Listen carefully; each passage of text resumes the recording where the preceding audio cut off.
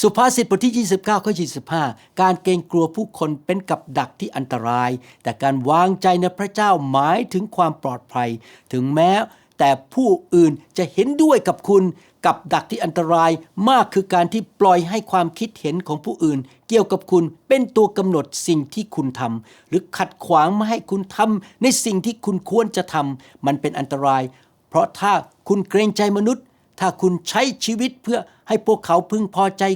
คุณสามารถพลาดสิ่งที่พระเจ้าเตรียมไว้ให้คุณในอนาคตบางครั้งคุณต้องกล้าและเผชิญ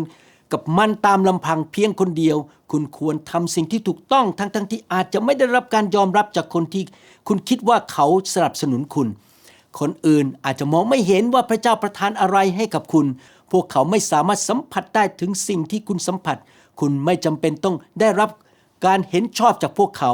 เสียงของพระเจ้ากับคุณเป็นเสียงส่วนใหญ่พระเจ้าผู้ทรงฤทธานุภาพได้ทรงประทานความโปรดปรานให้คุณแล้วคุณสามารถได้ยินเสียงของพระเจ้าสำหรับชีวิตของคุณดีกว่าใครๆคนอื่นอาจจะยืนยันและสนับสนุนสิ่งที่พระเจ้าทรงนำคุณแต่ถ้าสิ่งที่พวกเขาพูดไม่สอดคล้องกับจิตวิญญาณของคุณต้องละทิ้งมัน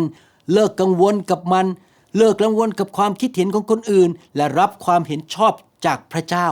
ให้ตั้งหน้ามุ่งมั่นเหมือนหินเหล็กไฟแล้วพูดว่าพระเจ้าข้าพระองค์ไม่ได้มีชีวิตอยู่เพื่อทำให้คนอื่นพอใจ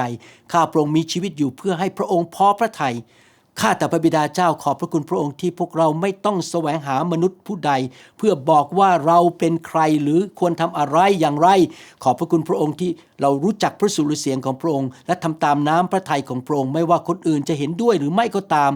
เราขอประกาศว่าเอกลักษณ์และคุณค่าของพวกเรานั้นมั่นคงอยู่ในพระหัตถ์ของพระองค์เราขอบคุณพระองค์ในนามพระเยซูคริสต์เอเมน